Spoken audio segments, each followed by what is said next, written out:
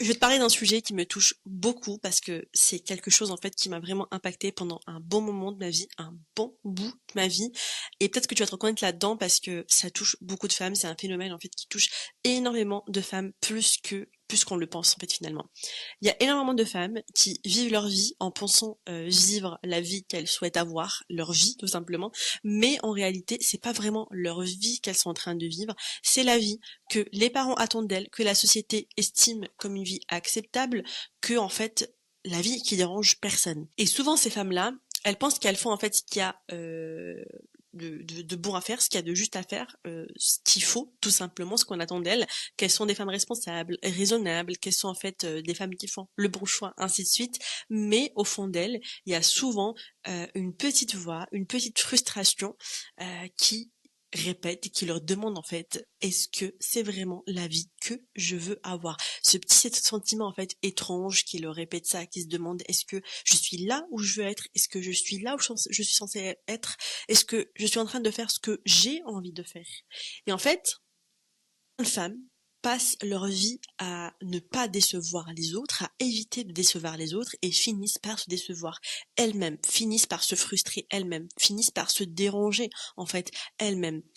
Et ce schéma commence souvent très tôt, commence souvent en fait dès le jeune âge en fait quand on est petite, on nous apprend certaines choses, comme par exemple le fait d'être gentil, le fait d'être sage, le fait d'être une femme, une fille en fait modèle, ne pas faire trop de bruit, ne pas déranger, ne pas prendre trop de place, ne pas parler trop fort, ne pas rigoler trop fort, le limite de se cacher et de vivre en fait en fonction de ce qu'on attend de nous. On nous apprend à être en fait des filles faciles à aimer, des filles en fait faciles à accepter. Et petit à petit, il y a un réflexe en fait qui se crée avant de faire un choix important, avant de prendre une décision importante. On ne se demande pas qu'est-ce que moi je veux vraiment. On se demande tout le temps qu'est-ce que les autres vont penser.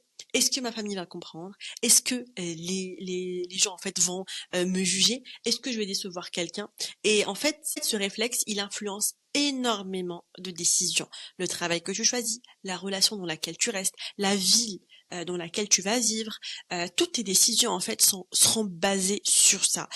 Par exemple, je vois souvent en fait des femmes qui restent dans un travail en fait qu'elles détestent, pas parce qu'en fait elles n'ont pas de talent, pas parce qu'elles ne pourraient pas faire autre chose, mais parce qu'en fait elles pensent mes parents seraient déçus par exemple si je changeais. Qu'est-ce que mon conjoint va penser? Qu'est-ce que les gens vont dire? Ah mais c'est bon, j'ai atteint par exemple je sais pas un statut cadre et tout, les gens vont dire ah mais c'est une folle, elle quitte son taf ainsi de suite. Ou tout le monde pense que c'est le bon travail pour moi, ainsi de suite. Beaucoup de femmes ne prennent pas leurs décisions pour construire leur vie, mais pour éviter le jugement, pour éviter de déplaire, pour éviter de contrarier, pour éviter de décevoir, surtout les personnes les plus proches, par exemple, que ce soit les parents, le conjoint, les frères et sœurs, les amis, en fait, ton entourage, en fait, un peu restreint. Le problème avec ce mode de fonctionnement, c'est qu'il devient invisible, parce que quand tu vis pour les attentes des autres, tu as souvent l'impression de faire les choses correctement. Tu as souvent, en fait, l'impression de dire que tu fais le bon choix, tu fais ce qui est juste.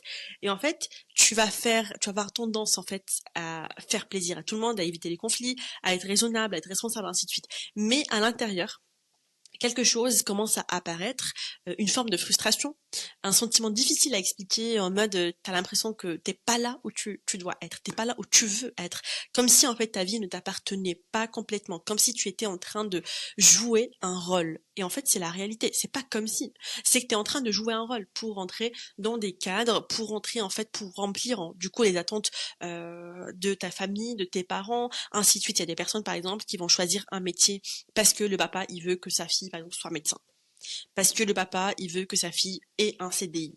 Moi par exemple j'ai toujours été confrontée à ça parce que pour mes parents, pour celles qui ne connaissent pas, moi je viens d'une famille de 90% d'entrepreneurs, genre tous les hommes de ma famille, alors je souligne tous les hommes de ma famille étaient entrepreneurs, mais toutes les femmes étaient femmes au foyer.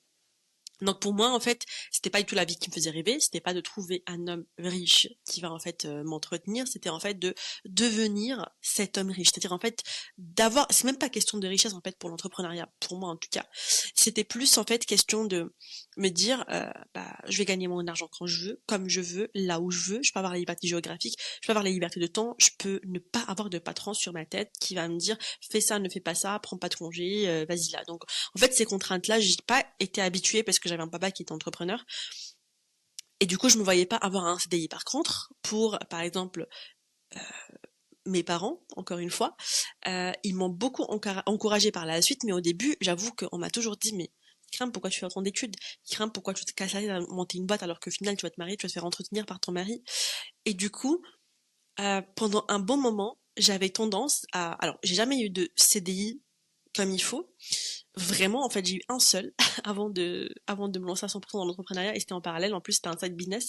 Mais avant, j'étais que en alternance. Et même dans mes alternances, j'arrivais du mal en fait à rester. C'est-à-dire que j'ai pas fait une alternance pendant mes 7 ans d'études. Non. À chaque fois, je changeais d'alternance parce que ça me saoulait. Même si on me proposait de rester, mais en fait, je m'ennuyais. Et du coup, pour mes parents, ils me disaient toujours, mais Ikram, mais pourquoi? Mais Ikram, mais reste, mais Ikram, mais ça se trouve, ils vont te proposer un bon CDI à la fin. Pourquoi tu te casses? C'est une bonne boîte, ainsi de suite. Mais du coup, moi, j'avais pas les mêmes repères, j'avais pas les mêmes, je voulais pas reproduire ce schéma-là ou me dire que je vais rester dans un CDI ou de me trouver un CDI, de rester dans une alternance, juste parce que mes parents, ils veulent ça. Et j'avoue que même si j'étais une rebelle et je faisais ce choix-là de me dire non, je ne veux pas rester dans cette boîte donc je vais la quitter, non, je vais pas avoir ce CDI donc je vais le quitter, mais j'avoue que des fois je me disais mais est-ce que c'est le bon choix? Donc en fait ça me trottait un peu dans l'esprit et je me disais mais Ikram et j'avais même honte des fois en fait de leur annoncer que voilà, c'est bon, j'ai quitté mon CDI. Mais il y a des gens qui n'ont pas cette force mentale de se dire je suis pas déjà à l'action et après j'ai honte, il y a pas de souci. Moi en fait, je le fais quand même et après j'ai honte et après en fait j'appréhende carrément de leur annoncer que je suis partie du travail, que je cherche un autre taf, ainsi de suite. Mais il y a des personnes qui restent figées là-dedans. Moi, personnellement, je me sentais pas là où je devais être. Je me sentais pas dans mon élément en tant que salarié. Et du coup, j'ai tout fait pour me casser du salariat, pour en fait ne pas être salarié. Mais il y a des personnes qui n'ont pas cette force mentale à dire, bon, je vais décevoir, mais tant pis, c'est pas grave. Moi, j'ai eu cette capacité avec le temps, forcément, de me dire, ok, je vais décevoir, mais je m'en fous. Je sais pas si vous voyez ce que je veux dire. Moi, j'ai toujours été comme ça, même quand j'étais petite. Bon, j'ai raconté une petite anecdote en fait, mais voilà, c'est un peu, on va un peu s'éloigner. Mais quand j'étais petite, j'ai fugué de la maison. J'ai fugué de la maison parce que ma mère, elle m'a dit non pour quelque chose que je voulais faire, et j'ai fugué de la maison pour la forcer à accepter. C'était le seul moyen pour moi de la forcer à accepter. Et du coup, j'avoue que quand mes parents ils m'ont récupéré et tout, je suis allée chez une copine qui connaissait pas, que je traînais pas beaucoup avec elle et tout pour qu'ils aient pas de doute et qu'ils me trouvent pas là-bas. Et j'avoue que j'étais un peu gênée quand mes parents ils m'ont récupéré en mode purée, mais je les ai déçus. J'étais un peu mal de me dire oh mon père il a l'air trop déçu parce que moi j'étais plus attachée à mon papa donc en fait j'avais plus du mal à accepter de décevoir mon père que ma mère. Et du coup, cette histoire elle est partie trop trop loin, c'était pour un truc bidon, hein. Pour vous dire la vérité, c'était parce que je voulais m'épiler les sourcils. Et ma mère ne voulait pas. Elle m'a dit non, c'est mort, tu t'épiles pas les sourcils, t'es encore très jeune. Très jeune, je passais mon bac cette année. Et du coup, j'ai fugué de la maison parce qu'il fallait que je le fasse. Pareil, je voulais sortir avec mes copines, elles me laissaient pas. Bon, j'étais une enfant rebelle, hein, je dis pas que c'est ce qu'il faut faire. Mais de toute façon, ce caractère-là, je l'ai gardé même aujourd'hui dans ma vie personnelle. Tant que je fais quelque chose, je le fais et après j'affronte les conséquences. C'est comme ça. Je t'ai déçu, vas-y, je vais apprendre et après je vais aller chez mon papa, je vais lui parler, je vais lui expliquer, y a pas de souci. Mais j'ai pas à attendre cette validation.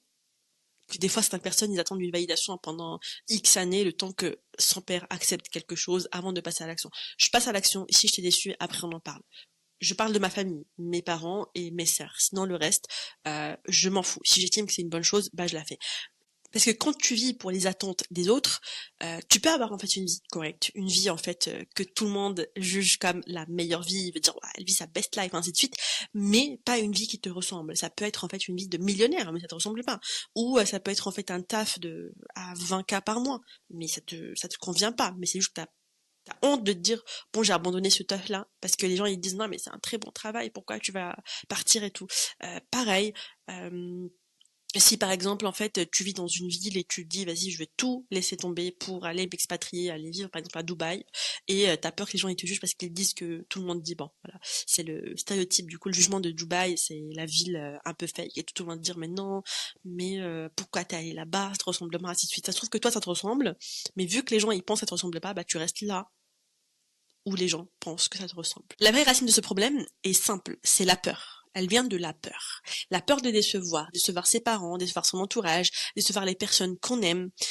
Et je comprends cette peur parce que personne n'aime être jugé. personne n'aime quand on le pointe du doigt. Mais il y a une vérité importante que j'ai apprise avec le temps. Si tu passes ta vie à essayer de ne décevoir personne, tu vas forcément te trahir toi-même. Et surtout, tu vas finir par te décevoir toi-même. Quand tu essayes de plaire à tout le monde, tu finis par t'abandonner. Tu finis par jouer un jeu et tu finis par jouer un rôle en fait et ne pas être toi-même. Tu finis par t'abandonner. Donc tu t'effaces, tu passes l'éponge sur tes principes, tu deviens en fait une copie conforme à ce que on attend de toi. Et la transformation commence souvent avec une question, parce qu'il y a beaucoup de personnes qui me disent ok Ikram, c'est parfait, j'aimerais bien en fait me lancer, j'aimerais bien créer mon business par exemple et tout, mais j'ai peur de ce que les gens vont dire. Pour toi c'est simple, pour moi c'est pas simple, ça l'a pas été, en tout cas c'est beaucoup plus simple maintenant, mais ça l'a jamais été aussi simple, aussi fluide de me dire je m'en fous, je fais ce que j'ai envie de faire. Mais tout a commencé avec une question en fait simple mais qui est très puissante. Je me suis demandé, est-ce que je vis vraiment ma vie, la vie que je veux, ou est-ce que en fait je vis parce que je vis en fait en fonction de ce que les gens ils veulent de moi. Cette question peut être inconfortable des fois, mais il faut vraiment jouer le jeu, il faut vraiment en fait vous la poser réellement. Parce qu'elle oblige à regarder certaines choses en fait en face, certaines décisions, certaines relations, certaines habitudes, mais c'est aussi le début d'un réveil. Parce qu'à partir du moment où tu te poses cette question, tu ne peux plus faire semblant. Même si tu veux en fait et tu restes dans des situations, tôt ou tard tu vas partir parce que tu te dis mais au final non, je ne vis pas pour moi. Mais il faut se la poser. En fait, parce que quand tu te la poses, t'es au moins conscient. Peut-être que t'as pas encore le courage de quitter cette situation, de quitter cette relation toxique, de divorcer, parce que je sais pas, c'est ton deuxième divorce, troisième divorce, t'as peur que les gens ils te jugent et te disent mais c'est elle le problème. Faut qu'elle se remette en question. Si elle a divorcé 2 fois, c'est que c'est pas normal. Et je connais beaucoup de femmes dans des situations pareilles où elles restent dans des mariages hyper toxiques parce qu'elles ont peur d'être pointées du doigt et que les gens disent que c'est de leur faute. Si elle a divorcé 1 fois et 2 fois, c'est peut-être que le problème vient d'elle. La liberté en tant que femme commence le jour où tu vas décider de te choisir, le jour où tu vas te choisir. Et se choisir ne veut pas te dire en fait devenir égoïste, parce qu'il y a beaucoup de personnes qui me disent ouais mais crame, c'est très égoïste, je vais pas penser qu'à ma gueule, ainsi de suite. Se choisir veut dire arrêter de se sacrifier pour être accepté. Ça veut pas dire que tu vas pas être gentil, ça veut pas dire que tu vas faire plaisir à tes proches, ça veut pas dire que faut pas faire attention à ne pas blesser par exemple les autres, ainsi de suite, mais si je te déçois et que moi je suis alignée avec ce que je fais, je suis en accord avec ce que je fais et que ton jugement et ta déception elle est pas fondée sur quelque chose de logique, eh ben je m'en fous. Le plus important c'est de ne pas te décevoir toi-même et ça c'est trop négligé parce que quitte à faire le choix entre décevoir les autres et se décevoir soi-même, on choisit souvent, en tout cas moi j'ai toujours choisi, de me décevoir moi-même. Et du coup malheureusement, personne ne te choisira à ta place. Si tu ne te choisis pas, personne ne te choisira à ta place. Tu veux en fait avoir du respect pour toi-même surtout. Si tu veux avoir de l'estime pour toi-même, tu veux avoir confiance en toi, tu dois commencer par te choisir. Et encore une fois, se choisir veut dire arrêter de se sacrifier pour être accepté. Si je peux le faire, je le fais, mais je vais pas sacrifier mon bien-être pour venir te sauver. Je vais pas sacrifier mon bonheur pour que toi tu ne me juges pas. Je vais pas sacrifier en fait mon bien-être ou mon bonheur pour que mes parents soient contents et disent ah mais ma fille elle est médecin, ma fille elle est ingénieure, je suis trop fière d'elle. Non, si tu n'es pas fière de moi parce que je suis heureuse, eh ben alors ne sois pas fière de moi parce que je suis malheureuse. Tout simplement. Et se choisir veut dire apprendre à se poser une nouvelle question. Au lieu de te demander qu'est-ce que les autres attendent de moi, commence par te demander qu'est-ce que moi je veux de moi, qu'est-ce que moi je veux vraiment. Avant de prendre n'importe quelle décision, avant de faire n'importe quel choix, demande-toi est-ce que tu le fais pour les autres, ou est-ce que c'est toi qui as envie de ça. Et parfois, la réponse peut être très inconfortable parce que choisir et se choisir surtout implique parfois de changer de direction, mettre des limites, décevoir certaines personnes. Mais une femme qui se choisit dérange souvent ceux qui profitent de son sacrifice. Tout simplement. Si aujourd'hui tu es l'amie, par exemple, la copine, la pote, qui fait tout pour tout le monde, qui est toujours là pour tout le monde, qui, par exemple, t'es en train d'aller à la salle de sport et ta pote, elle va t'appeler pour aller lui chercher des courses parce que elle a pas envie de sortir, et ben tu vas y aller. Si tu es la personne qui est là pour éponger les sentiments de tout le monde, les émotions de tout le monde, et que toi, t'as peur de dire non, même si ça te bouffe à l'intérieur, juste parce que t'as peur en fait de décevoir ta pote ou ton conjoint, peu importe, le jour où tu vas changer, les personnes qui vont pas apprécier ça. Les personnes en fait que ça va déranger sont souvent des personnes qui profitent de ton sacrifice. Et ça m'est arrivé avec une amie, enfin, je qualifierais pas d'amie, avec une pote que j'avais à l'époque. Du coup, on était en cours ensemble et tout se passait bien. Donc en fait, moi je donnais toujours en fait tout ce que je pouvais en fait. Du coup, je l'aidais à faire ses devoirs, je l'aidais à réviser et tout. Et un jour, je lui demandais en fait de réviser une matière avec moi dans laquelle elle était très forte. Et elle me dit non, bah tu sais quoi, Ikram, je n'ai pas le temps. Alors que moi, j'étais vraiment la bouffonne de l'histoire parce que j'ai toujours été là, même si des fois bah j'avais pas le temps, bah je me disais bon, vas-y, je vais quand même y aller. Mais non, je vais réviser avec elle, mais ça se fait pas. Et du coup, je mettais mes révisions en fait en péril pour elle. Et des fois, du coup, je préférais réviser avec elle, ne pas lui dire non, que de lui dire mais non, je peux pas réviser cette matière-là, par exemple. Et du coup, le jour où moi je lui demandais quelque chose, elle m'a dit non. Et ça m'a mis une claque et je me suis dit bon, Ikram, elle est là que pour profiter de toi sur les matières dans laquelle en fait elle est pas forte, mais par contre toi quand t'as besoin d'elle sur une matière où elle est très forte, elle veut pas réviser avec toi parce que c'est pas de l'égoïsme. Je l'ai compris que elle se choisit, du coup elle se met en première position et pas moi. Donc je l'ai pas pris contre elle, mais ça m'a mis une claque par rapport à moi-même parce que je me suis dit que moi je ne respecte tellement pas mon énergie, mon temps, mes révisions en fait que je révise avec elle quitte à ne pas lui dire non pour en fait en contrepartie en fait moi je ne révise pas comme il le faut. Et du coup, ça m'a mis une claque et bah du coup, j'ai arrêté de me sacrifier aussi. J'ai arrêté de sacrifier mes heures de révision, j'ai arrêté de sacrifier mon énergie, mon temps, ainsi de suite. Et bah depuis ce jour-là, cette personne n'était plus amie avec moi.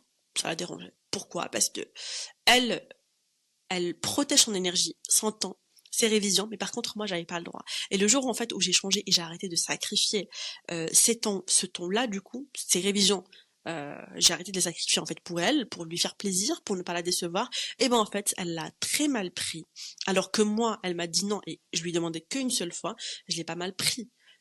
Je l'ai mal pris contre moi-même. C'est-à-dire que contre moi-même j'étais énervée et je me suis dit bah tu vois Ikram, il y a des gens qui se donnent tellement d'intérêt, tellement d'importance, tellement ils se respectent qu'ils osent dire non, et toi, juste pour ne pas la décevoir, tu ne dis pas, en fait, tu dis pas non.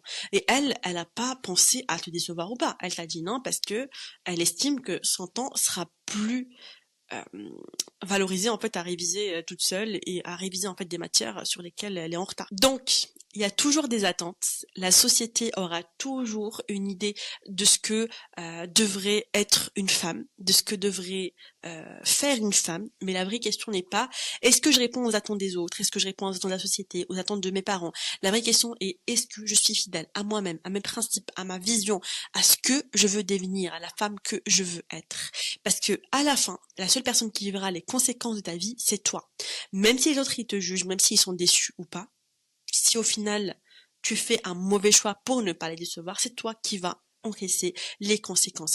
Une femme libre accepte de décevoir certaines personnes pour ne plus se décevoir.